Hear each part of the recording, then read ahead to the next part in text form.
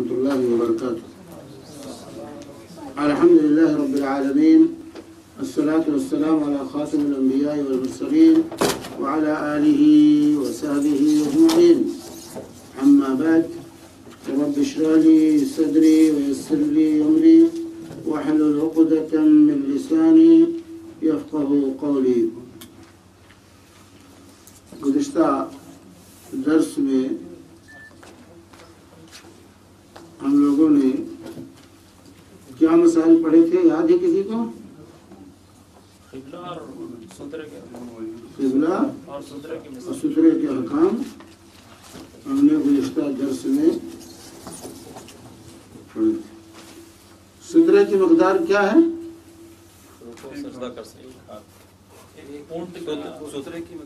हाँ, सुतरे की मकदार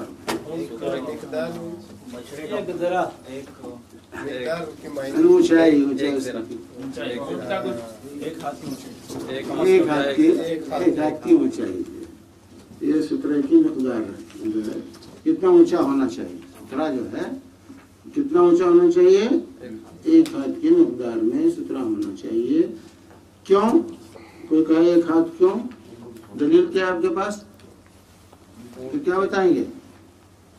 आप सल्लल्लाहु अलैहि वसल्लम ने ऊँट के सलाह पढ़े तो नमाज पढ़ी थी, तो ऊँट के पालन का कजावा मिस्ल हदीस के अल्फाज है मिस्ल मुअख्खरतिर रहल, मिस्ल मुअख्खरतिर रहल, यानी कजावे की जो है पीछे की लकड़ी के बराबर। तो पीछे की लकड़ी जो होती है कजावे में, जो ऊँट पर बांधा जाता है बैठने के लिए, वो एक हाथ के बराबर होता है। ये दलील क्या है कि हदीस में आया कि अल्लाह के रसूल ने फरमाया कि अगर किसी के सामने कजावे की जो है पिछली लकड़ी के बराबर कोई चीज़ हो तो फिर उसके सामने से उसके पीछे कोई भी गुजरे तो कोई फर्क नहीं पड़ता। तो इससे ज़ाहिर हुआ कि और कजावे की जो मकदार बताई गई है लकड़ी की, वो है उसकी ऊंचाई एक हाथ के बराबर होती है। आज हम पढ़ेंगे, गरचे इसके अक्सर अहकामात आ चुके हैं हमारे सामने, लेकिन हम पढ़ेंगे जो यहाँ बाब है नमाज बा जमात। नमाज बा जमात यानी जमात के साथ नमाज को अदा करना। तो बाजमात नमाज पढ़ने के आदाब क्या हैं, उसके अहकाम क्या हैं, तो ये मसाइल जो है इस उन्वान के तहत यहाँ पर मुसन्निफ बयान करेंगे कि हदीस की रोशनी में ये बयान करेंगे कि जमात के अहकाम क्या हैं। तो इससे पहले बाजमात नमाज की अहमियत यहाँ पर उन्होंने बयान की है, और इस सिलसिले में इन्होंने अब्दुल्लाह बिन मसऊद रज़ियल्लाहु तआला अन्हु की रिवायत पेश की। तो बाजमात नमाज जो हकीकत में क्या है, सुन्नत है कि वाजिब है? मर्दों के लिए बाजमात नमाज ये क्या है? वाजिब है।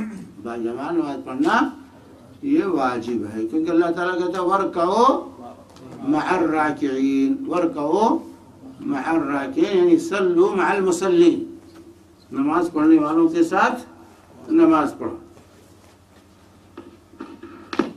नमाज पढ़ने वालों के साथ जो है नमाज पढ़ो।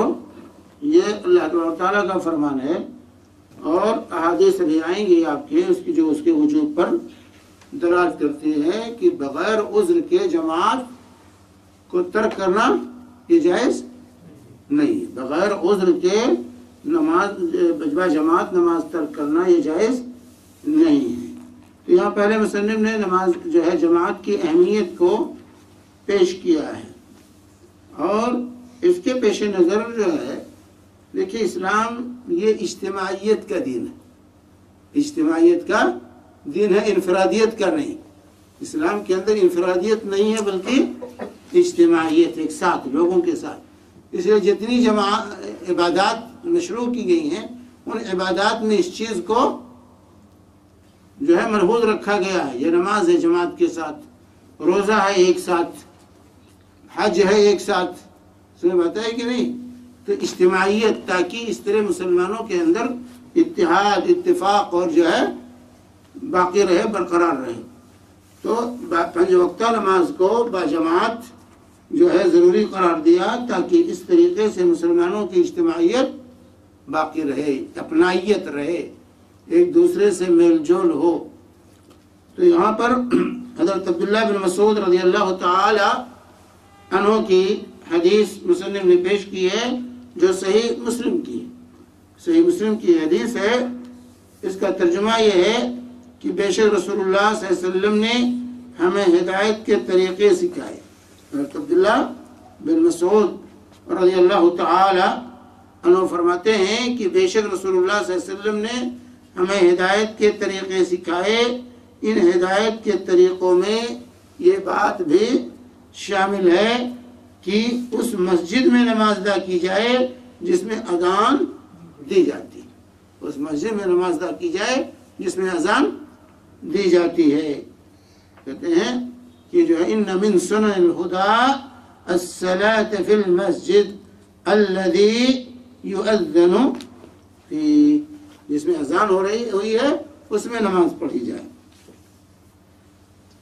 اور ایک روایت میں ہے کہ انہوں نے فرمایا اگر تم نماز اپنے گھروں میں پڑھو گے، جیسے جماعت کے پیچھے رہنے والا یہ شخص اپنے گھر میں پڑھ لیتا ہے، تو تم اپنے نبی کی سنت چھوڑ دو گے۔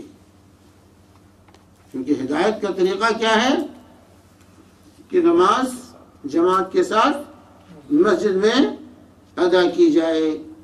تو کہتے ہیں کہ اگر تم اپنے گھروں میں نماز پڑھ لو تو جو ہے ایسی صورت میں کیا لازم آئے گا، اس سے اپنے نبی کی سنت چھوڑ دو گے، اور اگر نبی کی سنت چھوڑ دو گے تو تم گمراہ ہو جاؤ گے۔ تو یہاں سنت سے کیا مراد ہے؟ نبی کی سنت چھوڑ دو۔ دیکھیں سنت ایک ایسا لفظ ہے جو مختلف معانی میں استعمال ہوتا ہے۔ سنت جو ہے ایک تو فقہ کی اصطلاح میں سنت ہے، سمجھ بات ہے؟ تو فقہ کی اصطلاح میں سنت کسے کہیں گے؟ جو فرض اور واجب کے مقابلے میں بولا جاتا ہے، فرض اور واجب کے مقابلے۔ فقہ کی کتاب آپ پڑھیں گے اور فقہا کے ہاں جو ہے سنت اور کا معنی کچھ اور ہوتا ہے۔ سنت کا معنی ان کے یہاں یہ ہوتا ہے کہ ما یثاب فاعلها ولا یذم تارکها ولا یذم تارکها، کہ جس کے کرنے والا ثواب کا مستحق ہو اور نہ کرنے والا عذاب کا مستحق نہ ہو۔ فقہا نے جو سنت کی تعریف کی ہے، فقہا کے ہاں سنت اس عمل کو کہیں گے کہ جس کے کرنے سے ثواب ملے اور جس کے نہ کرنے پر پکڑ نہ ہو، عذاب کا انسان مستحق نہ ہو، اس کو سنت کہتے ہیں۔ تو ہمارے یہاں چونکہ یہ اصطلاحات لوگ جانتے نہیں، ہر جگہ وہی معنی میں لے لیتے ہیں، سنت ہی تو، داڑھی سنت ہی تو ہے، اگر کوئی نہیں رکھتا تو کیا گناہ ہے، یہ لوگ عام طور سے کہہ دیتے ہیں۔ لیکن ہر جگہ سنت کا یہ معنی نہیں ہوتا، یہ صرف فقہ کی کتاب میں سنت کا یہ معنی ہوگا۔ فقہا کی اصطلاح میں سنت یہ، محدثین کی اصطلاح میں جب آئیں گے تو سنت حدیث کے معنی میں کہ رسول پاک صلی اللہ علیہ وسلم کے قول، فعل اور تقریر کو سنت کہا جاتا ہے۔ اب وہ چاہے فرض کے درجے کو پہنچے وہ حکم، یا سنت کے درجے کو پہنچے، مستحب ہو یا موقدہ ہو، سب پر وہاں سنت کا اطلاق ہوگا محدثین کے ہاں۔ سمجھتا ہے کہ ہر ایک کو اس کی اصطلاح میں سمجھنے کی کوشش کرنی تھی۔ یہاں حضرت عبداللہ بن مسعود رضی اللہ تعالی عنہ جو فرماتے ہیں کہ تم اپنے نبی کی سنت کو چھوڑ دو گے، اگر نبی کی سنت کو چھوڑ دو گے تو تم گمراہ ہو جاؤ گے۔ ان کا یہ فرمانا ہی یہ مطلب ہے کہ سنت کا وہ معنی نہیں جو فقہا نے لیا ہے، کیونکہ اگر فقہا کی اصطلاح میں یہاں سنت ہوتا تو گمراہ ہونے کی دوید نہ ہوتی کہ نبی کی سنت کو یہاں سنت طریقے کے معنی میں، نبی کے طریقے کو اگر تم چھوڑ دو گے تو گمراہ ہو جاؤ گے۔ تو با جماعت نماز ترک کرنا یہ نبی کے طریقے کو ترک کرنا ہے۔ تو اسی لیے کہا کہ جو ہے اگر تم اپنے نبی کی سنت، اگر تم یہ شخص اگر تم گھروں میں نماز پڑھو گے جیسے یہ شخص پڑھتا ہے تو تم اپنے نبی کی سنت چھوڑ دو گے، اور اگر نبی کی سنت کو چھوڑ دو گے تو گمراہ ہو جاؤ گے۔ تو ترک جماعت یہ گمراہی کا دروازہ ہے۔ ترک جماعت کو چھوڑ دینا، تنہا گھروں میں پڑھ لینا، جیسا کہ آج کل جو ہے فیشن ہوتا جا رہا ہے، تو یہ جو ہے گمراہی کا دروازہ ہے۔ جب کوئی شخص اچھا وضو کرے، اس کے بعد یہ جو ہے بتلایا انہوں نے کہ جب کوئی شخص اچھا وضو کر کے مسجد جائے تو اللہ تعالیٰ ہر قدم کے بدلے ایک نیکی لکھتا ہے، ایک درجہ بلند کرتا ہے۔ یعنی جماعت کی فضیلت بھی بیان کر دی، ساتھ ہی ساتھ یہاں جماعت کی فضیلت بیان کی کہ ایک شخص جب وضو کرے اچھی طریقے سے اور پھر مسجد کی طرف چل کے جاتا ہے تو ہر قدم پر ایک نیکی لکھی جاتی ہے، ایک درجہ اس کا بلند ہوتا ہے اور ایک برائی اس کی مٹا دی جاتی ہے۔ تو تین چیزیں حاصل ہوتی، درجے کی بلندگی، گناہ کا معاف ہونا اور ایک نیکی اس کے نام عمل میں لکھ دیا جانا۔ اور کہتے ہیں اس کے بعد فرماتے ہیں کہ جماعت سے سوائے کھلے منافق کے کوئی پیچھے نہیں رہتا تھا۔ رسول پاک صلی اللہ علیہ وسلم کے زمانے میں، صحابہ کے دور میں کہتے ہیں کہ نماز جماعت سے کون لوگ پیچھے رہتے تھے؟ جو منافق، جس کا نفاق ظاہر ہو، جن کا نفاق چھپا ہوا ہوتا تھا، وہ بھی منافق بھی کوشش کرتے تھے کہ ان کا نفاق ظاہر نہ ہونے پائے، اس لیے وہ بھی نماز میں پہنچنے کی کوشش کرتے تھے کہ نماز میں نہ پہنچنا، پیچھے رہنا، یہ منافق کی علامت ہے۔ نماز میں پیچھے رہنا، سستی کرنا، کاہلی کرنا جو ہے یہ منافق کی علامت تھی اور ہے، اس لیے منافقین بھی یہ کوشش کرتے تھے کہ ان کا نفاق ظاہر نہ ہونے پائے، اس لیے وہ نماز میں پہنچنے میں بھی جو ہے کوشش کرتے تھے، گرچہ ان کے یہاں سستی اور کاہلی رہتی تھی۔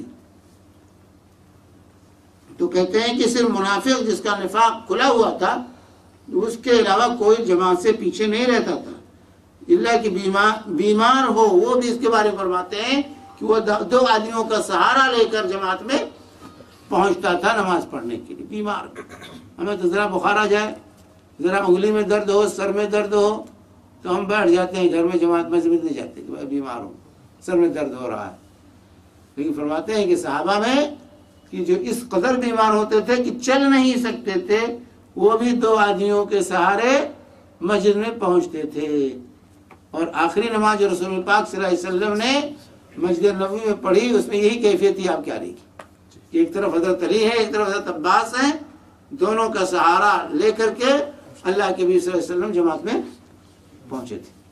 جیسے بخاری کی روایت ہے کہ دونوں کے سہارے آپ آئے اور آ کر کے جو حضرت ابوبکر صدیق رضی اللہ تعالی عنہ نماز پڑھا رہے تھے، اور آ کر کے حضرت ابوبکر صدیق رضی اللہ تعالی عنہ کے بائیں آپ بیٹھ گئے، آپ کے بائیں بیٹھ گئے، اور بیٹھ ہی کر آپ نے نماز پڑھی، لیکن مسجد میں آپ آئے، مسجد میں آپ اس حالت میں بھی تشریف لائے۔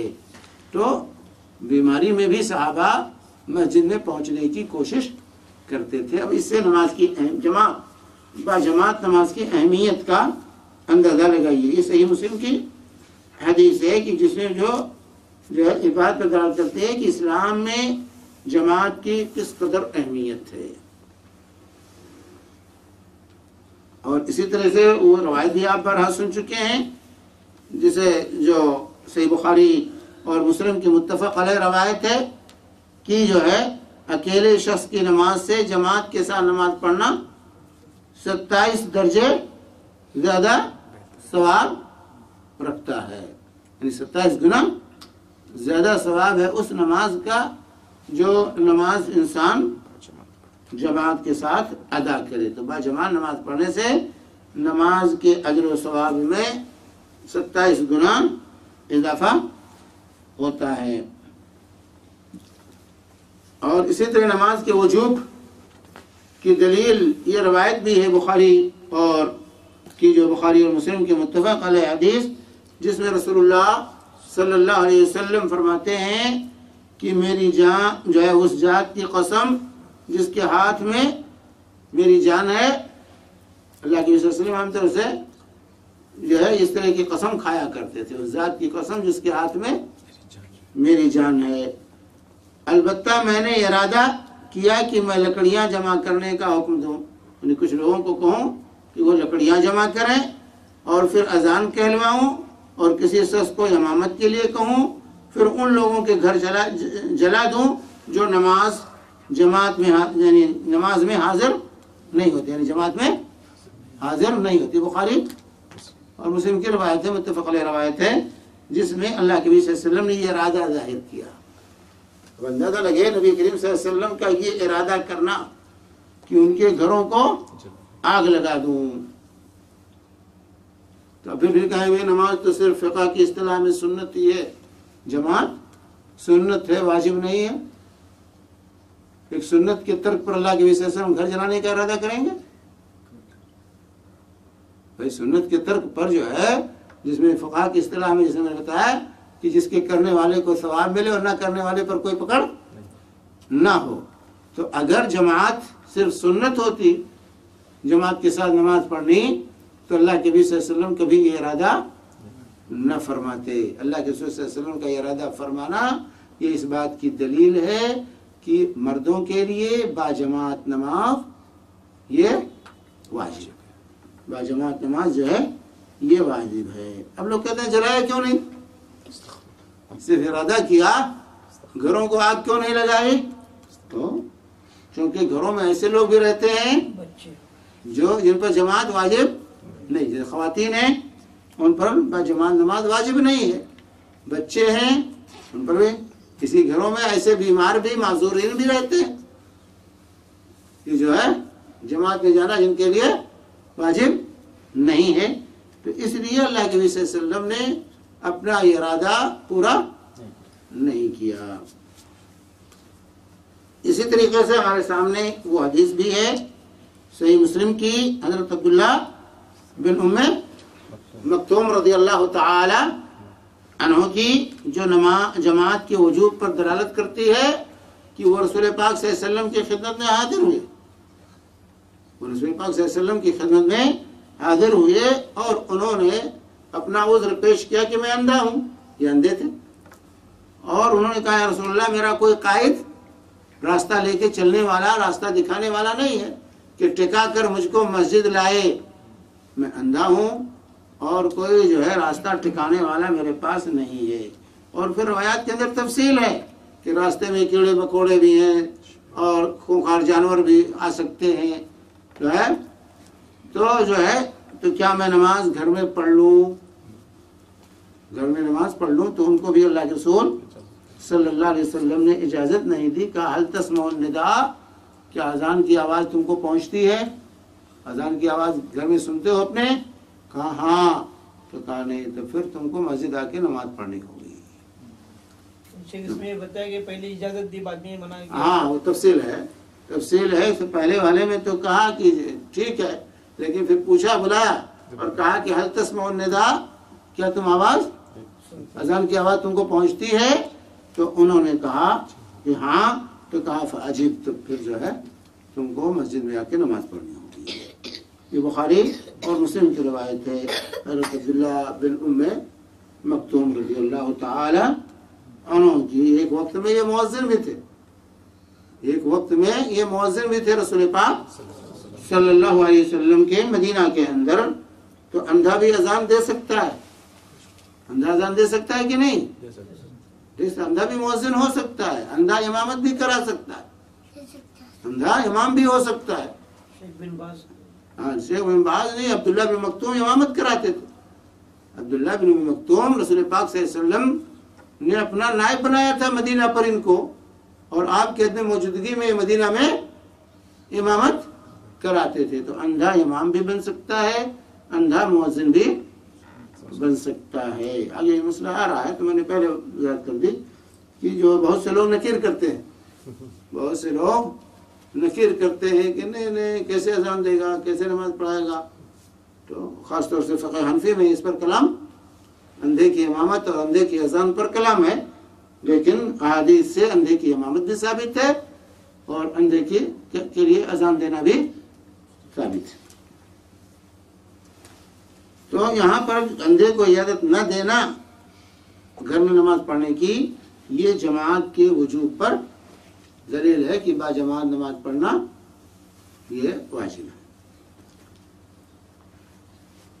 کیا جو ہے یہاں سوال ہے، کیا عورتیں نماز باجماعت اگر مسجد میں پڑھنا چاہیں مردوں کے ساتھ تو کیا وہ مسجد آ سکتی ہیں؟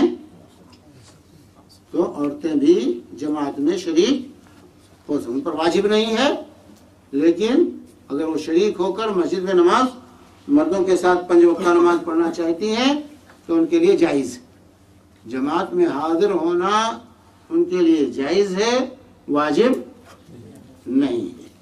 جیسے کہ رسول پاک صلی اللہ علیہ وآلہ وسلم نے فرمایا، جب تمہاری عورتیں مسجد کی طرف جانے کی اجازت مانگیں تو انہیں ہرگز منع نہ کرو۔ جب عورتیں مسجد جانے نماز پڑھنے کے لیے مسجد جانا چاہیں، اجازت مانگے شوہر سے، تو شوہروں کو اللہ کے نبی صلی اللہ علیہ وسلم نے کہا کہ انہیں منع نہ کرو۔ یہ جو ہے صحیح بخاری اور صحیح مسلم کی متفق علیہ روایت ہے۔ لا تمنعوا اماء اللہ مساجد اللہ، لا تمنعوا اماء اللہ مساجد اللہ، اللہ کی بادیوں کو اللہ کی مسجدوں سے نہ روکو۔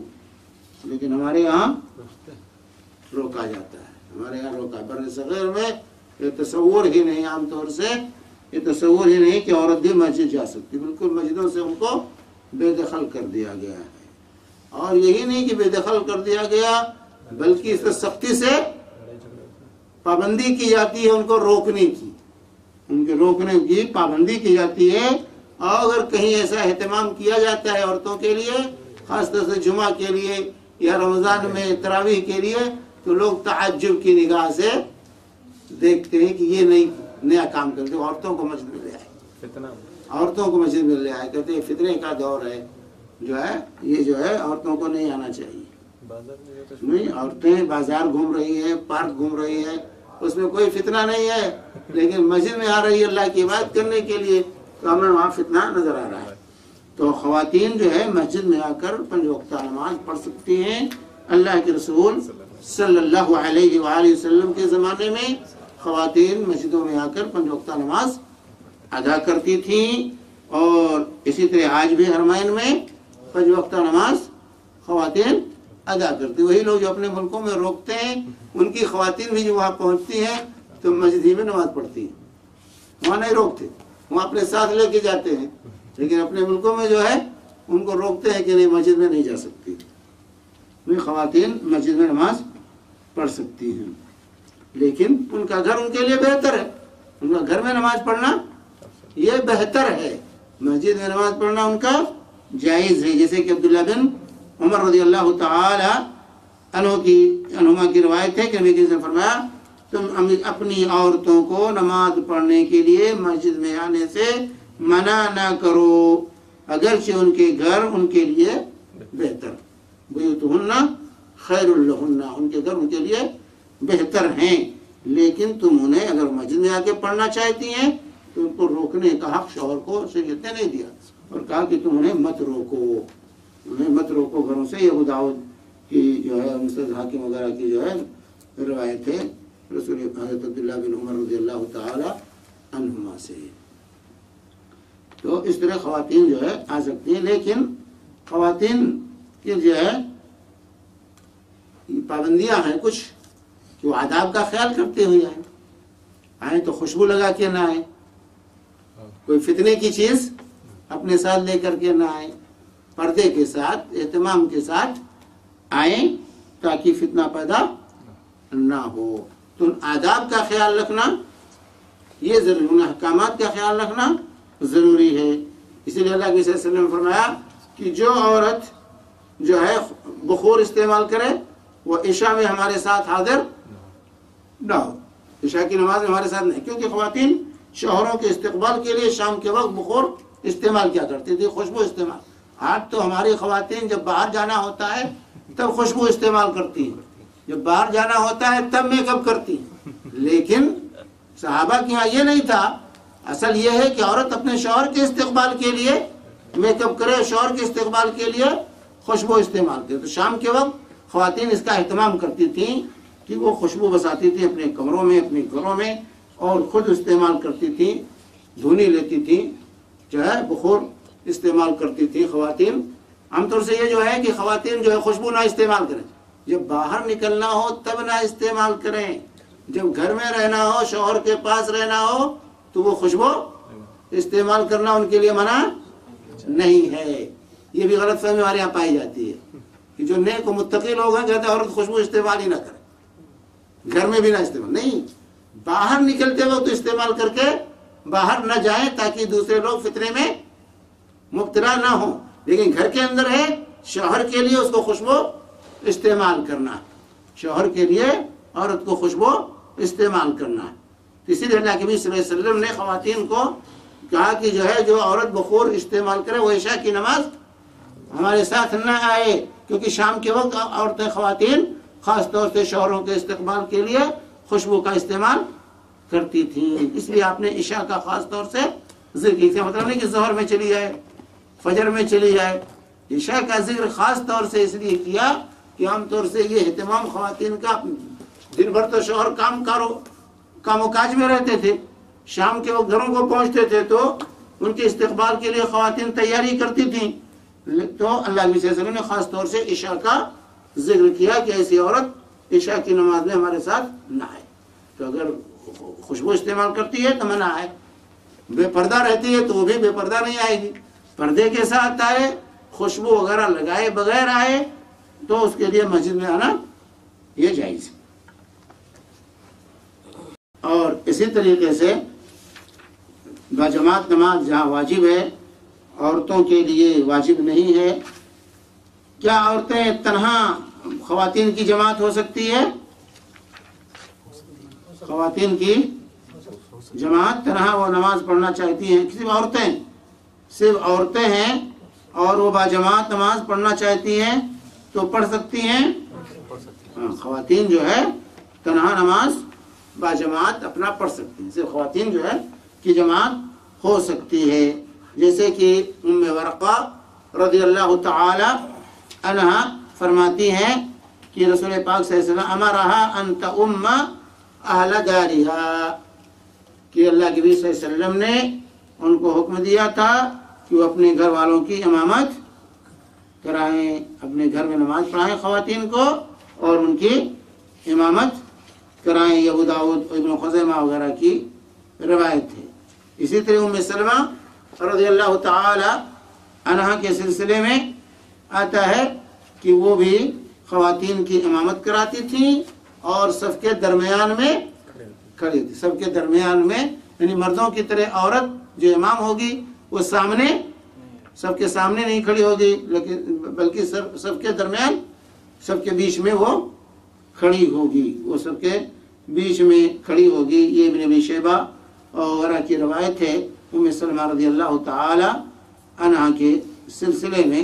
وہی طرح حضرت عائشہ صدیقہ رضی اللہ تعالی عنہ کے سلسلے میں بھی روایت ہے کہ وہ بھی خواتین کی امامت کرتی تھی۔ سب سے آگے کھڑے نہیں نہیں، سب سے آگے نہیں کھڑی ہوں گی، سب کے بیچ میں کھڑی ہوں گی عورتیں، عورت امام جو ہوگی جو ہے بیچ میں کھڑی۔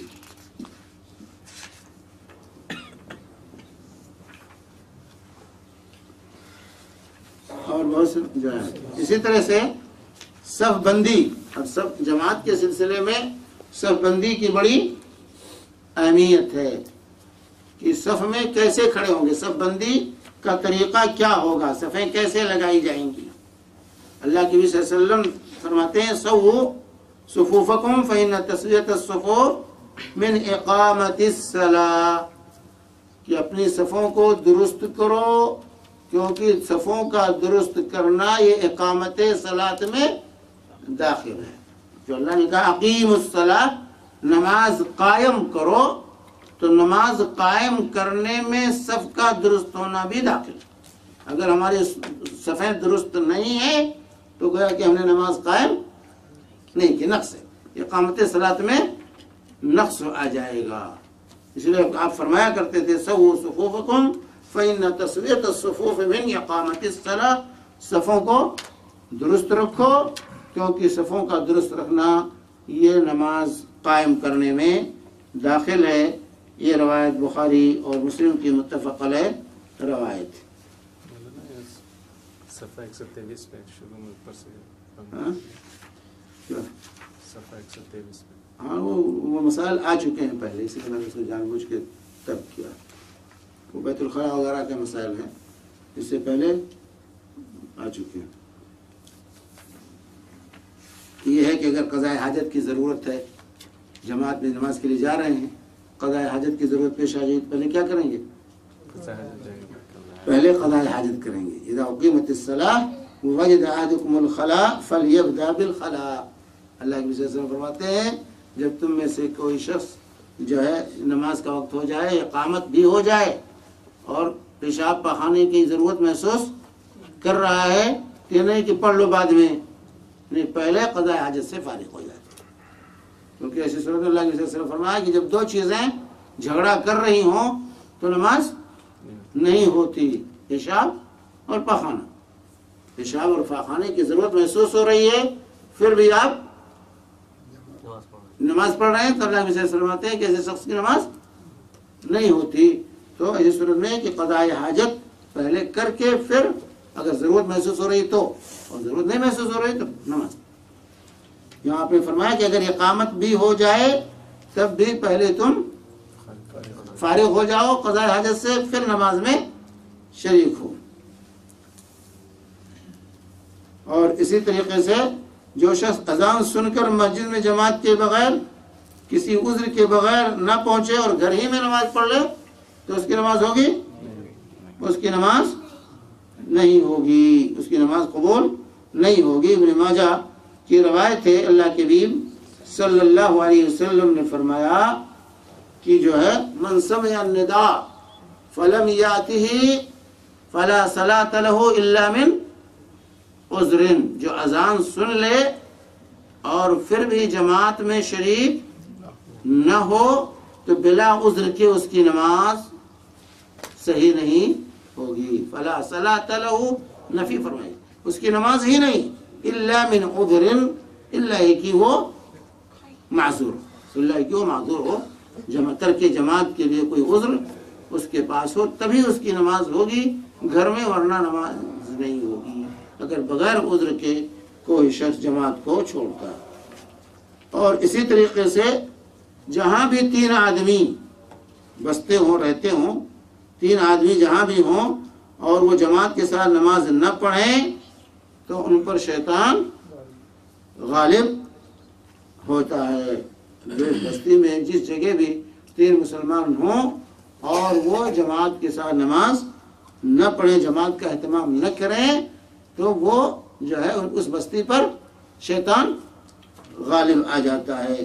شیطان غالب آ جاتا ہے. یہ ابو داؤد اور نسائی وغیرہ کی حدیث رسول اللہ صلی اللہ علیہ وسلم. تو اذان اور نماز کا اہتمام جہاں بھی آبادی ہے، جہاں بھی لوگ ہیں، جہاں بھی 2-3 آدمی ہوں وہاں اہتمام کرنا چاہیے. باجماعت نماز کا نظم قائم کرنا چاہیے.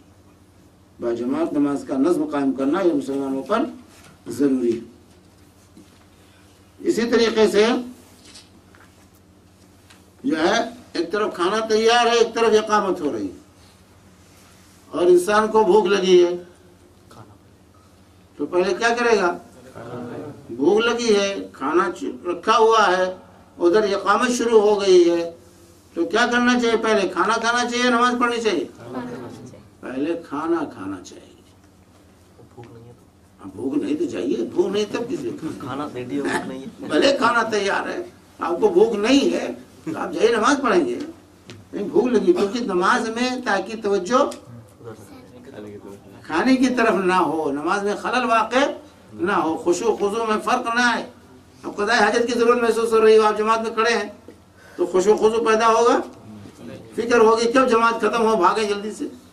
اسی طرح کھانا، بھوک لگی ہوئی ہے، کھانا جو ہے رکھا ہوا ہے تو آپ کا دل ہمیشہ بریانی میں لگا رہے گا کہ ڈش تیار ہے، چلو بھاگو جلدی سے.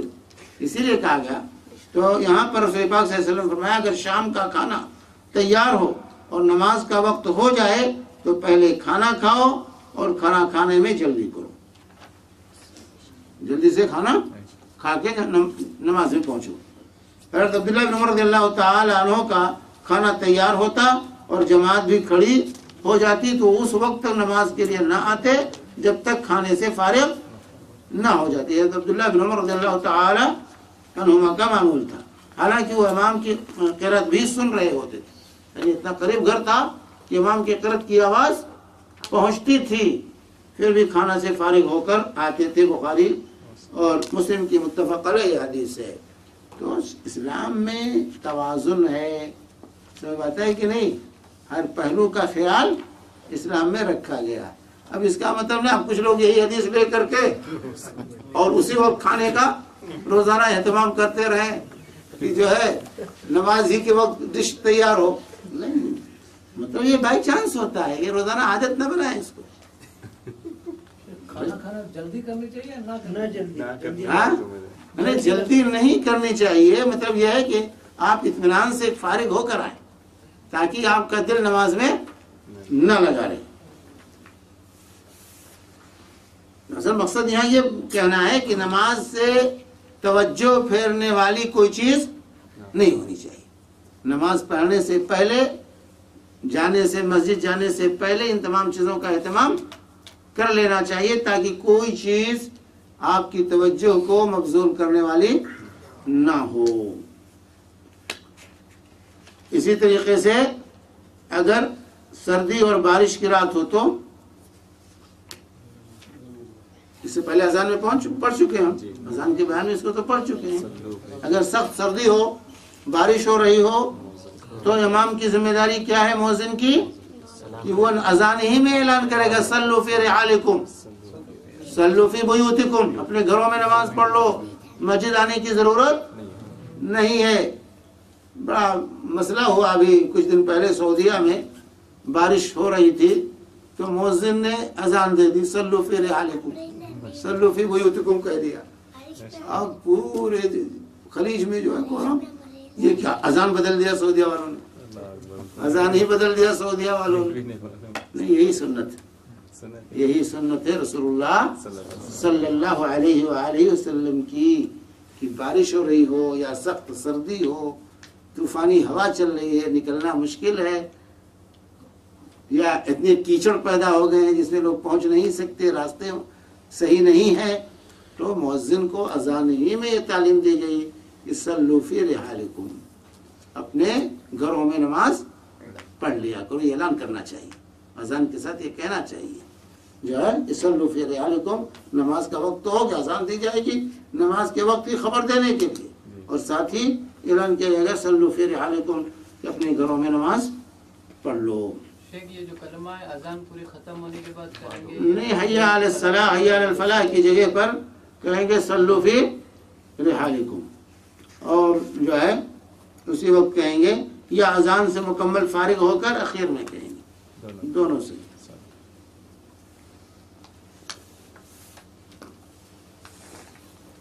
تو صف بندی کی بات آئی تھی کہ صف بندی کیسے کی جائے گی. تو صف بندی ایک تو ضروری ہے، اللہ کے حبیب صلی اللہ علیہ وآلہ وسلم اس کا بڑا اہتمام کرتے تھے.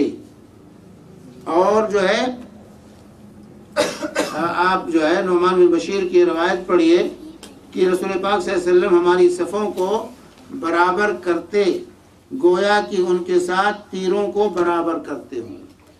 تیر اگر ٹیڑھی ہو جائے تو نشانے پر نہیں پہنچتی، اسی لیے تیر بنانے والا بڑے اہتمام کے ساتھ اس کو بناتا ہے، سیدھا رکھتا ہے تاکہ نشانے سے خطا نہ کرے.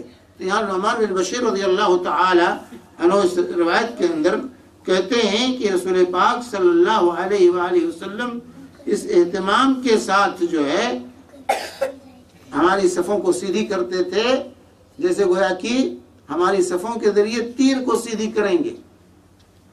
تو جس اہتمام کے ساتھ تیر بنانے والا اس کو سیدھا کرنے کی کوشش کرتا ہے، اسی اہتمام کے ساتھ اللہ کے صلی اللہ علیہ وسلم تکبیر تحریمہ سے پہلے صفوں کو درست کرتے تھے. تو امام کی یہ ذمہ داری ہے، ڈیوٹی ہے کہ وہ صفوں کو پہلے درست کرے پھر تکبیر تحریمہ. یہ نہیں کہ پہنچا اللہ اکبر، آج ہی ہو رہا ہمارے امام یہی کرتے ہیں، پہنچے اللہ اکبر، کوئی نہیں دیکھتے پیچھے لوگ کیسے کھڑے ہیں، سب لگی ہے کہ نہیں لگی ہے. مسجدوں میں بھی آج ہو رہا ہے، اور جو ہے صحیح لوگ کھڑے نہیں ہوتے اور تکبیر تحریمہ ہو جاتی ہے، اور عیدین میں تو تماشا رہتا ہے، عیدین کی نمازوں میں تو تماشا رہتا ہے۔ تو بہرحال امام کی ذمہ داری ہے کہ پہلے وہ صفوں کو درست کرے، اس کے بعد وہ تکبیر تحریمہ کرے۔ یہ نہیں کہ اقامت ہمارے یہاں کہہ دیتے نہیں، جیسے مؤذن قد قامت الصلاۃ کہے ویسے امام کو اللہ اکبر تکبیر تحریمہ کہہ دینا چاہیے۔ یہ غلط ہے، یہ غلط ہے۔ اللہ کے بھی تکبیر ہو جاتی تھی، اقامت ہو جاتی تھی، اور اللہ کے بھی صلی اللہ علیہ وسلم صفوں کو درست کرتے تھے، درست کرنے کے بعد پھر آپ نماز شروع کرتے تھے، یہاں تک کہ ہم نے نبی کریم صلی اللہ علیہ وسلم سے صفوں کا سیدھا کرنا سمجھ لیا۔ ایک دن آپ جماعت کے لیے کھڑے ہوئے اور تکبیر کہنے کو تھے کہ ایک شخص کو دیکھا کہ اس کا سینہ سب سے باہر نکلا ہوا تھا، تھوڑا سا آگے، تھوڑا سا سب سے آگے سینہ نکلا ہوا تھا، صرف سینہ نکلا ہوا تھا۔ تو آپ نے فرمایا اپنی صفوں کو برابر اور سیدھا کرو، ورنہ اللہ تعالیٰ تم میں اختلاف ڈال دے گا۔ لَتَسُوُّنَّ صُفُوفَكُمْ أَوْ لَيُخَالِفَنَّ اللَّهُ بَيْنَ وُجُوهِكُمْ، دوسری بات ہے بَيْنَ قُلُوبِكُمْ، کہ اللہ تعالیٰ تمہارے چہروں میں اختلاف ڈال دے گا، اور دوسری بات ہے تمہارے دلوں میں اختلاف ڈال دے گا۔ تو صف کا ٹیڑھا ہونا، صف کا درست نہ ہونا، یہ دل کے ٹیڑھے پن کا سبب ہے۔ اسی لیے میرے بھائیوں، ظاہر کا اثر باطن پر پڑتا ہے۔ عام طور سے کہتے تقویٰ ہونا، تقویٰ ہونا، ظاہر سے کچھ نہیں ہوتا۔ آج ہمارے یہاں فیشن ہے کہ پڑھے لکھے لوگ کہتے ہیں بھائی ظاہر سے کچھ ایسے بھی رہو، ظاہر کا کوئی فرق نہیں پڑتا ہے، ظاہر نہیں، اصل چیز تقویٰ چاہیے دل میں۔ یہاں اللہ کے سیسن کیا فرمایا؟ اگر تمہاری صفیں ٹیڑھی ہوں گی تو تمہارے دل ٹیڑھے ہو جائیں گے، تمہارے دل میں اختلاف پیدا ہو جائے گا۔ تو ظاہر کا اثر باطن پر، اور باطن کا اثر ظاہر، یہ دونوں لازم و ملزوم، دونوں چیزیں لازم و ملزوم ہے۔ ظاہر کا اثر باطن پڑتا ہے اور باطن کا اثر ظاہر پر پڑتا ہے۔ اس لیے ہمیں جہاں باطن کا اہتمام کرنا ہے، دل کی طہارت اور پاکی اور صفائی کا اہتمام کرنا ہے، اسی طرح ظاہری اعمال کا، شکل و صورت کا، حیت کا، ان تمام چیزوں کا اہتمام ہمیں کرنا ہے۔ ظاہر میں بھی مسلمان رہنا ہے، باطن میں بھی مسلمان رہنا ہے، کیونکہ ظاہر کا اثر باطن پر اور باطن کا اثر ظاہر پر پڑتا ہے۔ تو یہاں آپ نے فرمایا کہ یا تو صفوں کو تم درست رکھو گے یا تمہارے اندر اللہ تعالیٰ اختلاف ڈال دے گا۔ چہروں میں اختلاف کا مطلب چہروں میں اختلاف کا دو مطلب بتایا ہے شارحین نے۔ ایک تو تمہارے چہروں میں اختلاف ڈال دے گا، یعنی آگے سے پیچھے کر دے گا۔ چہرہ آگے ہے نا، اس کو گھما کر پیچھے کر دے گا، جیسے اس روایت میں ہے جس میں کہ جو امام سے پہلے سر اٹھاتا ہے کہ اللہ تعالیٰ کہیں اس کے سر کو گدھے کا سر نہ بنا دے، یعنی تمہاری شکلیں مسخ ہو جائیں گی۔ اور دوسرا یہ ہے کہ وجوہ سے مقصود ہے کہ تمہارے درمیان اختلاف ڈال دے گا، تمہارے درمیان اختلاف ہے، تمہاری ذاتوں میں اختلاف ہو جائے گا، دوسرے کے دل جو ہے، دوسری روایت میں دل ہے، دوسری روایت میں بین قلوبکم ہے، تمہارے دلوں میں اختلاف ڈال دے گا۔ تو دونوں روایتوں کا مفہوم جو ہے تقریباً ایک ہی ہے کہ تمہارے درمیان اختلاف پیدا ہو جائے گا۔ صفوں میں اختلاف ہوگا، صفوں میں دوری ہوگی، صفوں میں ٹیڑھاپن ہوگا، تو دل میں بھی ٹیڑھاپن آئے گا اور تمہارے درمیان اختلاف پیدا ہوگا۔ ایک چیز بھی دیکھنے ملی مولانا کہ ہندوستان وغیرہ میں اقامت ہوتی ہے، تو جب اقامت کے وقت تو سب لوگ بیٹھے ہوئے رہتے، وہ اشہد اللہ الہ محمد رسول اللہ بولے، جب بھی کھڑے ہونا، اس سے پہلے کھڑے تو صورتیں دیکھنے لگتے، یہ کہاں سے کوئی دلیل؟ ایسی کوئی تخصیص نہیں ہے، نہیں ہے کب کھڑے ہوں، سمجھتا ہے اصل ہے امام مگر موجود ہے۔ آپ نے فرمایا اذا اقیمت الصلاۃ فلا تقوموا حتی ترونی، اللہ عزیز فرماتے ہیں کہ اقامت ہو گئی ہو تو مت کھڑے ہو جب تک مجھے نہ دیکھ لو۔ اگر ہے امامت، کیونکہ اقامت ہو بھی جاتی تھی تو کوئی دوسرا آج کی طرح کود کے نماز نہیں پڑھا سکتا تھا، آج تو ہے کوئی بھی کود پہنچ جاتا ہے مصلی پر، امام پیچھے آ رہا ہوتا ہے تو کوئی کود کے پہنچ جاتا ہے جلدی سے۔ کچھ لوگوں کو شوق ہوتا ہے امامت کا، حالانکہ امامت بہت بڑی ذمہ داری، بہت بڑی ذمہ داری ہے امامت کی، لیکن لوگ کود کے پہنچ جاتے ہیں مصلی پر۔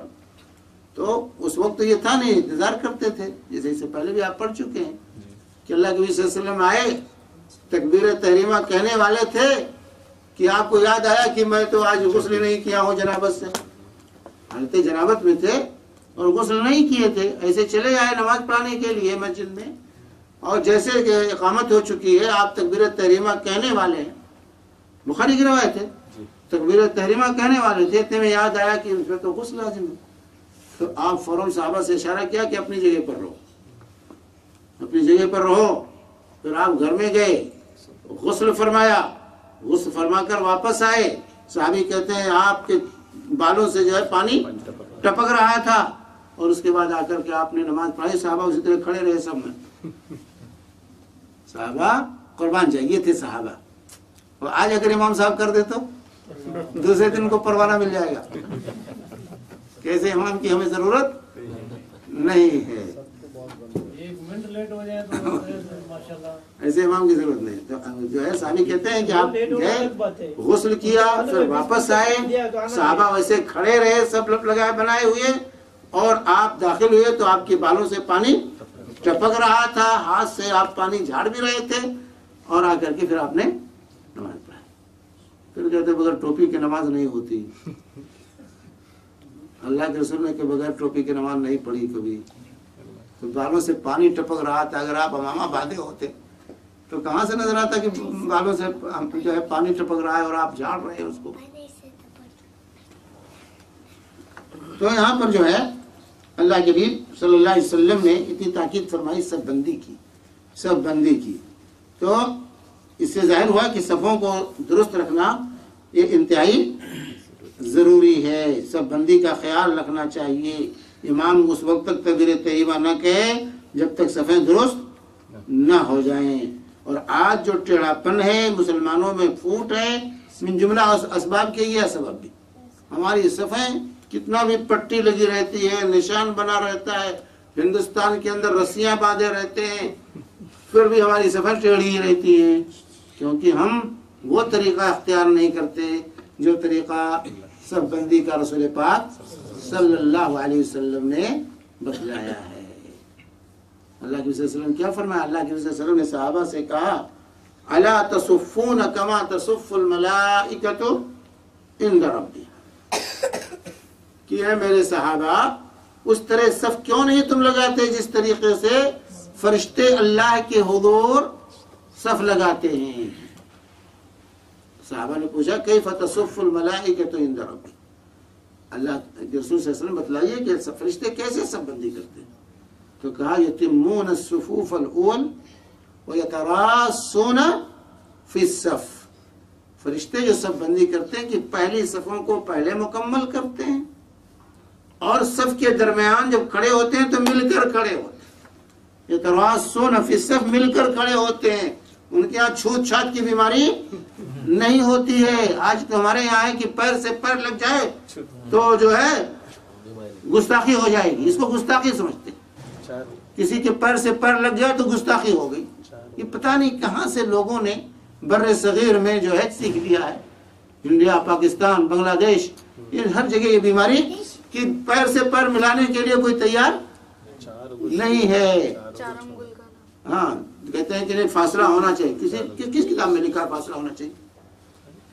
یہ فٹ پاتھ والی کتابوں میں رہتا ہے، فقہا کی کتابیں اٹھائیے فقہ کی، کہیں یہ تفریق نہیں کی کہ دو آدمیوں کے درمیان فاصلہ چاہیے۔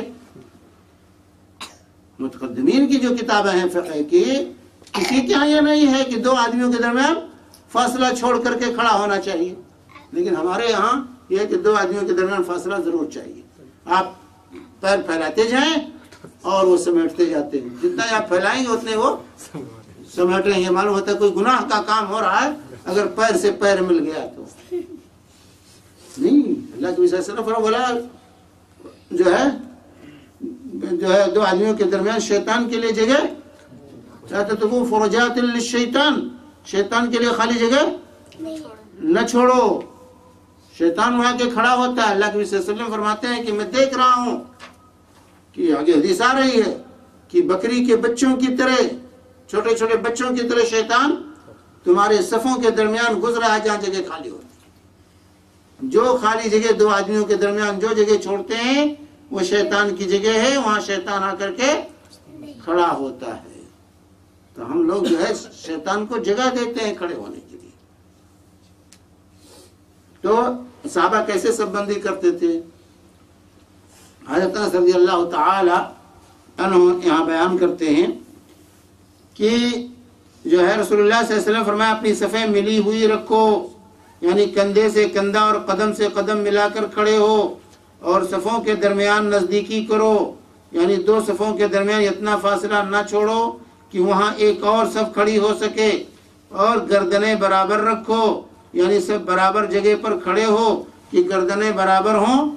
قسم ہے اس ذات کی کہ جس کے ہاتھ میں میری جان ہے، رسول پاک صلی اللہ علیہ وسلم قسم کھا کے کہتے ہیں، تحقیق میں شیطان دیکھتا ہوں جو صف کی شگافوں میں داخل ہوتا ہے، گویا کہ وہ بکری کا سیاہ بچہ ہے، وہ بکری کا سیاہ بچہ ہے. ابو داؤد وغیرہ کی جو ہے صحیح روایت کہ بکری کے سیاہ بچے کی طرح شیطان صفوں کے شگافوں میں داخل ہوتا ہے، جو خالی جگہ ہوتی ہے اس میں داخل ہوتا ہے. حضرت نعمان بن بشیر رضی اللہ عنہ روایت کرتے ہیں کہ رسول پاک صلی اللہ علیہ وسلم نے لوگوں کی طرف منہ کر کے فرمایا، لوگوں اپنی صفیں سیدھی کرو. آپ جو ہے مقتدیوں کی طرف اقامت ہوتی تھی، آپ مقتدیوں کی طرف رخ کر کے کھڑے ہوتے تھے اور ان کو صف بندی کی تلقین کرتے تھے کہ لوگوں اپنی صفیں سیدھی کرو، لوگوں اپنی صفیں سیدھی کرو، لوگوں اپنی صفیں برابر کرو.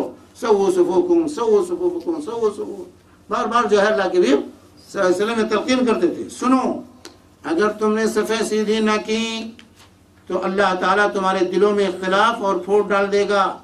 پھر تو یہ حالت ہو گئی کہ ہر شخص یہ دیکھو صحابہ کیسے سب لگاتے تھے. یہی غلطی ہوتی ہے ہم سے، ہم صحابہ کا طریقہ اختیار نہیں کرتے. کہتے ہیں اس بیان کے بعد، اس تلقین کے بعد صحابہ کی جو سب بندی ہوتی تھی وہ کیسے ہوتی تھی کہ ہر شخص اپنے ساتھی کے ٹخنے سے ٹخنا، گھٹنے سے گھٹنا، کندھے سے کندھا چپکا دیتا تھا. قربان جائیے صحابہ کرام رضوان اللہ اجمعین پر. آج ہمیں چھوت چھات کی بیماری لگ جاتی ہے. ٹخنے سے ٹخنا، اتنا مبالغہ کرتے تھے صحابہ جو ہے مل کر کھڑے ہونے میں.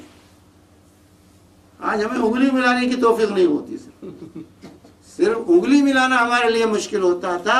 صحابہ ٹخنا ملاتے تھے، گھٹنا ملا دیتے تھے، کندھا ملا دیتے تھے ایک دوسرے سے. اس طرح چپک کے ایک دوسرے سے صحابہ کھڑے ہوتے تھے. قدم سے قدم جو ہے کہتے ہیں، یہ روایت کہاں کی جانتے ہیں؟ ابو داؤد کی روایت ہے، ابن حبان کی روایت ہے. اسی طرح حضرت انس رضی اللہ تعالیٰ روایت کرتے ہیں کہ رسول اللہ صلی اللہ علیہ وسلم نے فرمایا، صفوں کو سیدھا کیا کرو کیونکہ میں تمہیں پس پشت بھی دیکھتا ہوں. صفوں کو درست رکھو، میں پیچھے بھی دیکھتا ہوں. پیچھے بھی اللہ کے نبی صلی اللہ علیہ وسلم کی یہ خصوصیت تھی، خصائص نبوت میں سے کہ نماز میں اللہ کے نبی صلی اللہ علیہ وسلم صحابہ کو پیچھے بھی دیکھتے تھے. نماز میں اللہ کے نبی صلی اللہ علیہ وسلم پیچھے بھی نمازیوں کو دیکھتے تھے. تو آپ فرماتے ہیں تم صفوں کو سیدھی کرو، میں تمہیں پیچھے بھی دیکھتا ہوں. انس رضی اللہ عنہ کہتے ہیں کہ ہم میں سے ہر شخص صفوں میں اپنا کندھا دوسرے کے کندھے سے اور اپنا قدم دوسرے قدم سے ملا دیتا تھا. یہ بخاری کی روایت ہے، اس سے بخاری کی روایت ہے، اور امام بخاری نے اس پر باب ہی باندھا ہے کہ باب الزاق المنکب بالمنکب والقدم بالقدم فی الصف. صف کے اندر کندھے سے کندھا اور قدم سے قدم ملا کر کھڑے ہونے کا بیان. صحیح بخاری نے عنوان ہے قائم کیا ہے، اور اس میں حضرت انس رضی اللہ تعالی عنہ کی اس روایت کو ذکر کیا ہے امام بخاری رحمۃ اللہ علیہ نے صحیح بخاری کے اندر. تو اس بیان کے باوجود، اس وضاحت کے باوجود لوگ اس پر عمل کرنے سے بھاگتے ہیں. اس پر عمل کرنا ہمارے لیے ناقابل برداشت ہو گیا. لوگ جو ہے بھاگتے ہیں، نفرت کرتے ہیں. ایسے شخص کے سامنے ٹوک دیتے، تمہارے سامنے ہمارے بغل میں مت کھڑا ہو. اگر کوئی ملانا چاہتا ہے تو بعض لوگ روک دیتے ہیں کہ آئندہ ہمارے بغل میں تم نہ کھڑے ہونا، تم نہ کھڑے ہونا. نہیں، پیر سے پیر، کندھے سے کندھا، دونوں کندھا بھی ملا رہے اور پیر بھی ملا رہے، دونوں ایک دوسرے سے ملا کے انسان کو کھڑا ہونا چاہیے. یہاں چیز ہے، اب کچھ لوگ ملانے کے چکر میں بہت زیادہ پھیلا دیتے ہیں، کچھ لوگ ملانے کے چکر میں پیر کو بہت زیادہ پھیلا دیتے ہیں کہ کندھا الگ ہو جاتا ہے، یہ بھی غلط ہے۔ کندھا بھی ملا ہونا چاہیے، پیر بھی ملا ہونا چاہیے۔ بھائی ایک بھاگ رہا ہے، بھاگنے دو اس کو۔ ہر شخص یہ دیکھنا کہ آپ امام کے کس طرف کھڑے ہیں۔ طریقہ کیا ہے؟ آپ امام کے کس طرف کھڑے ہیں، دائیں ہیں یا بائیں ہیں؟ اگر امام کے آپ دائیں ہیں تو اپنے بائیں والے سے آپ پہلے ملیے، بائیں والے سے مل کر آپ کھڑے ہوئیے۔ اگر امام کے بائیں ہیں تو اپنے دائیں والے سے آپ مل کر کے کھڑے ہوئیے۔ امام کے دائیں ہیں تو اپنے بائیں سے مل کر کھڑا ہو، اور اگر جو ہے بائیں ہے تو اپنے سے دائیں والے کے ساتھ قدم سے قدم اور کندھے سے کندھا ملا کے کھڑا ہو۔ اب ایسی صورت میں کیا، اگر دوسرا جو ہے اگر وہ غلطی کرتا تو وہ ذمہ دار ہے، آپ اس کو اشارہ بھی کر سکتے ہیں۔ اب پیر پھیلانے کی صورت میں کیا ہوگا، بیلنس آپ کو تکلف ہوگا اور بیلنس برابر نہیں رہے گا، کندھا دور ہو جائے گا۔ تو آپ تو نیکی کے جذبے سے پیر پھیلاتے ہیں، لیکن لا یکلف اللہ نفسا الا وسعها، اللہ اتنا مکلف کرتا ہے جتنی وسعت، وہ نہیں مل رہا ہے وہ قصوروار ہوگا۔ وہ آپ اپنی حد تک کوشش کیجئے، اور اس کے بعد وہ بھاگتا ہے تو اس کو بھاگنے دیجئے، کیا کریں گے؟ ہر دو قدم کے درمیان جتنا فاصلہ ہونا چاہیے، لوگ پوچھتے ہیں کتنا فاصلہ چاہیے، کچھ لوگ تو بالکل ملا کے کھڑے ہوتے ہیں، اپنے دونوں علم ملا لیں گے، 4 انگور کہیں گے، کچھ لوگ بہت پھیلا دیتے ہیں۔ یہ افراط اور تفریط، یہ افراط اور تفریط ہے۔ دونوں قدم کے درمیان اتنا فاصلہ ہونا چاہیے جتنے میں آسانی سے آپ اٹھ بیٹھ سکیں، اپنے حجم کے مطابق۔ ہر شخص کو چاہیے دونوں پیروں کے درمیان اتنا فاصلہ رکھے کہ آسانی سے وہ اٹھ بیٹھ سکے، اس کو ادھر ادھر ہلنے کی ضرورت نہ پیش آئے، اور بغل والے کے کندھے سے کندھا ملا رہے، بغل والے کے کندھے سے کندھا اور قدم سے قدم ملا کر کے اپنے درمیان اتنا حجم کیجئے کہ جتنے میں آسانی سے آپ اٹھ بیٹھ سکتے ہوں اپنے حجم کے مطابق۔ تو قدم سے قدم ملانا میرے بھائیوں یہ صحابہ کی سنت ہے۔ اور یہاں دیکھ لیجئے، یلزق کعبہ بکعب صاحبہ، ٹخنے سے ٹخنا ملانے کی کوشش کرتے تھے صحابہ، کندھے سے کندھا، ٹخنے سے۔ آج ہماری صفیں کیوں ٹیڑھی رہتی، پٹی لگی ہوئی ہے، بنا ہوا ہے، رسی باندھ دیتے ہیں، پھر بھی ہماری صفیں ٹیڑھی رہتی ہیں، کیوں؟ ہم انگلی سے انگلی ملانے کی کوشش میں رہتے ہیں، کہتے ہیں انگوٹھا رکھو اس نشان پر۔ انگوٹھا جب رکھیں گے تو صف کبھی سیدھی نہیں ہو سکتی، کیونکہ انگوٹھے کسی کا قدم بڑا ہے کسی کا چھوٹا ہے، تو آگے پیچھے ہو جائیں گے۔ کسی کا قدم جو ہے لمبا ہوتا ہے، کسی کا قدم چھوٹا ہوتا ہے، تو انگوٹھے کا اعتبار جب کریں گے، کہیں گے اس نشان پر انگوٹھا رکھو، تو صف سیدھی کبھی نہیں ہو سکتی، اسی لیے ہماری صفیں سیدھی نہیں ہوتی۔ جو صحابہ ٹخنے سے ٹخنا، کندھے سے کندھا ملاتے تھے، ٹخنا کسی کا پیچھے نہیں نکلا ہوا لمبا ہوتا ہے، سب کے ٹخنے اللہ کے فضل سے برابر ہوتے، تو اسی لیے ٹخنے کا اعتبار کیا جائے گا، سب بندی وہاں سے شروع کی جائے گی۔ اس کو کہنا چاہیے اس نشان پر رکھو، جیسے آگے پیچھے نہ ہونے پائے، تو اس کو کوئی نہیں دیکھتا، سب وہی انگوٹھا دیکھتے ہیں، پیر کا انگوٹھا کہتے ہیں اس نشان پر رکھو، اور ایک دوسرے کو آگے پیچھے کرتے رہتے ہیں اس کی بنیاد پر۔ پیر بڑے آگے پیچھے ہو قدم، اس سے فرق نہیں پڑتا ہے، آپ کا وجود آگے پیچھے نہیں ہونا چاہیے۔ اور وجود کب صحیح رہے گا توازن میں، جب آپ ٹخنے کا اعتبار کریں گے اور اس کے مطابق سب بندی شروع کریں گے۔ تو یہ حکمت تھی جو صحابہ کرام رضوان اللہ اجمعین کندھے سے کندھا اور ٹخنے سے ٹخنا جو ہے چپکا کر کے جو ہے کھڑے ہوتے تھے، تاکہ صف جو ہے آگے پیچھے نہ ہو اور سب بندی میں خلل واقع نہ ہو۔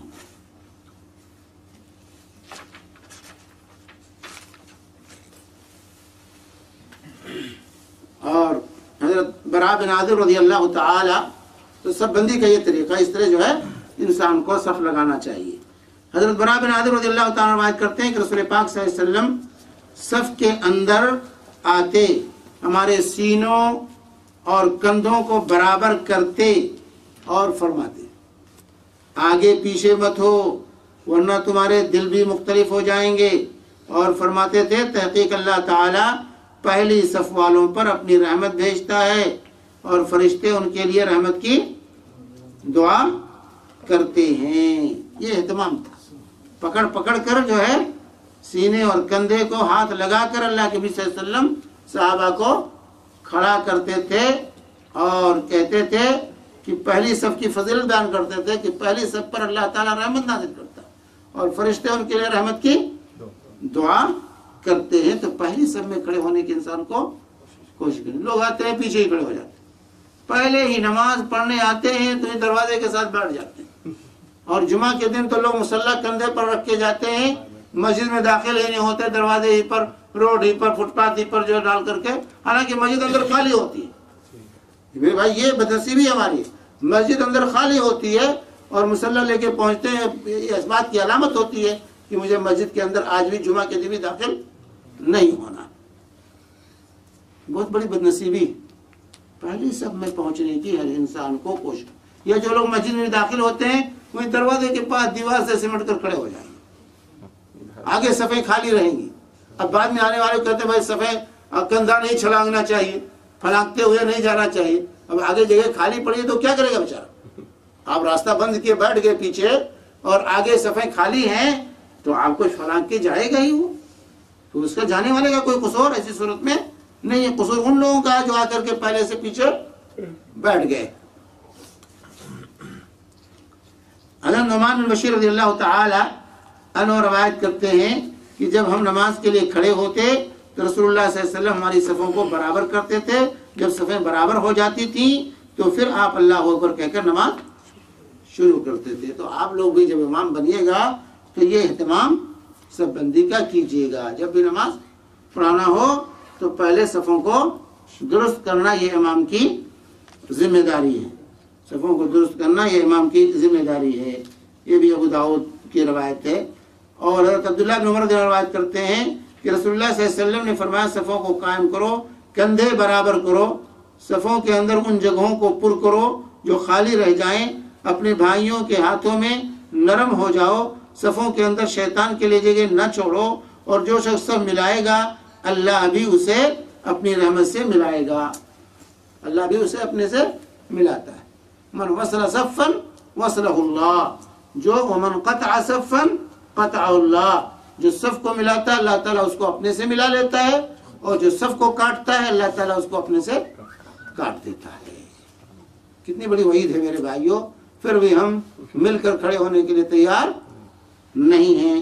یہ جو ابو داؤد، مستدرک حاکم اور ابن خزیمہ وغیرہ کی صحیح روایت ہے۔ ہاتھوں کو نرم کرو تو یعنی اگر کوئی آگے پیچھے کرنا چاہے تو سختی نہ کرو، میں تو یہی رہوں گا۔ اگر آپ کے اپنی طرف کھینچ رہا ہے تو اس کی طرف آ جاؤ، اور آگے کر رہا ہے تو آگے ہو جاؤ، پیچھے کر رہا ہے تو پیچھے ہو جاؤ۔ سخت بن کر کے نہ کھڑے ہو کہ نہیں بھائی ہمیں تو نہیں چلتا اپنی جگہ سے۔ تو لینو بین ایدی اخوانکم، اپنے بھائیوں کے سامنے نرم ہو جاؤ، نرمی کا برتاؤ۔ تو اس طرح سے جو ہے صف بندی کے آداب جو ہے رسول پاک صلی اللہ علیہ وسلم نے بیان کیا۔ اب صفوں کی ترتیب، ٹائم تو زیادہ ہو گیا، یہیں پر رہنے دیتے ہیں، انشاءاللہ باقی چیزیں آئندہ آئیں گی۔ اللہ تعالیٰ سے دعا ہے کہ رب العالمین ہم سب کو سنت کے مطابق کم از کم نماز پڑھنے کی توفیق عطا فرمائے۔ یہ بنیادی عبادت ہے اور اسی میں ساری گڑبڑیاں ہمارے یہاں پائی جاتی ہیں۔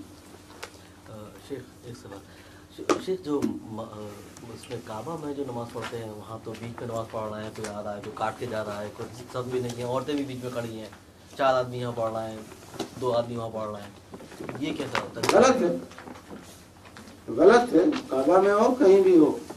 پہلے جو صفیں ہوتی ہیں اندر مسجد کی وہ تو اچھی ہوتی ہے، بعد کی جو ہوتی ہیں تو اسے ویسی ہوتی ہے۔ ہاں جہاں پائے وہیں کھڑے، عورتیں بھی جہاں دوڑی دوڑی گئی جہاں پاتے ہیں وہیں کھڑے، عورتیں بھی کھڑی ہوئی۔ حالانکہ عورتوں کے لیے یہ خاص کیا ان لوگوں نے، اسی لیے وہاں جو کھڑے ہوتے ہیں ذمہ داران وہ روکتے رہتے کہ مت جاؤ اندر مت جاؤ، لیکن عورتیں بھی زیادتی کرتے ہوئے گھستی چلی جاتی ہیں، مرد حضرات بھی گھستے ہوئے چلے جاتے ہیں، ان کی بات نہیں مانتے۔ और फिर जाते हैं वहाँ तकबीर हो गई तो जहाँ पाया वहीं खड़े हो गए। तो ये तो लोगों की गलती है। बीच में नमाज काट के जाते हैं, पढ़ रहा है कोई बीच में, वो निकल रहे हैं वही बीच में, जगह भी नहीं है सजदे की। ये है, इससे पहले बुखारी पढ़िए किताबुस्सलाह में हज़रत अब्दुल्लाह बिन उमर के बारे में आता है कि वो काबा में भी कोई सामने से गुजरता तो पकड़ लेते थे, धक्के दे देते थे। ये जो हमारे यहाँ तस्वुर है कि हरम में जो है सुतरे का एतबार नहीं है, जिसके सामने से चाहो गुजर जाओ, ये गलत है। चाहे मस्जिद नबी हो चाहे मस्जिद हराम हो, हर जगह नमाजी के सामने से गुजरना ये गुनाह है। नमाजी के सामने से गुजरना ये गुनाह है, चाहे हरम ही क्यों ना हो। हाँ मजबूरी है तो मजबूरी कहीं भी मजबूरी आ जाए, चाहे वो मस्जिद हराम हो या यहाँ आम मसाजिद हो, कोई मजबूरी आ जाए तो आप जाइए, मजबूरी में गुजरना जायज़ है। लेकिन बगैर मजबूरी के जो आमतौर से ये ज़हन नशीन हो गया है कि हरमैन में जो है नमाजी के सामने से गुजरना जायज़ है, कोई पाबंदी नहीं है, ये गलत है। मस्जिद नबी में बैठकर अल्लाह के नबी सल्लल्लाहु अलैहि वसल्लम ने सहाबा को ये अहकामात सिखाए थे। तो हरम हो कोई भी हो, मस्जिद नमाजी के सामने से गुजरना ये जायज़ नहीं, हत्ता वसा इंसान को बचने की कोशिश करनी। शेख ये मसलक में कोई सिखाया जाता है कि सब जो है अलग अलग खड़े? ये फुटपाथ वाली किताबों में सिखाया जाता है, जिनका कहना कोई मौलिफ होता है ना कोई मुसन्निफ होता है। और मसलक में नहीं है भाई, ये मसलक की बातें नहीं, लोग मसलक पर थोपते हैं, ये मसलक की बातें नहीं। कहीं भी फ़िक़्ह की बड़ी किताबें उठा के देखिए, कहीं भी ये नहीं लिखा है कि दो आदमियों के दरमियान फासला चाहिए। ये बाद मुताखिरीन के यहाँ जो है बाद की किताबों में, फुटपाथ वाली किताबों में मिलेगा। ये मुतक़द्दिमीन के यहाँ जो है आप हिदाया उठा के देख लीजिए, शरह वक़ा उठा के देख लीजिए, फ़िक़्ह की जो फ़िक़्ह हनफी की मारूफ किताब है उसमें कहीं ये नहीं है कि दो आदमियों के दरमियान फासला चाहिए। मौलाना ये पहली सफ के बारे में तो हुक्म है, दूसरी तीसरी हाँ उसी दर्जे के उसी दर्जे के तो सुफूफ अल अव्वल का लफ्ज़ है, पहली सफ। पहली सफ दूसरी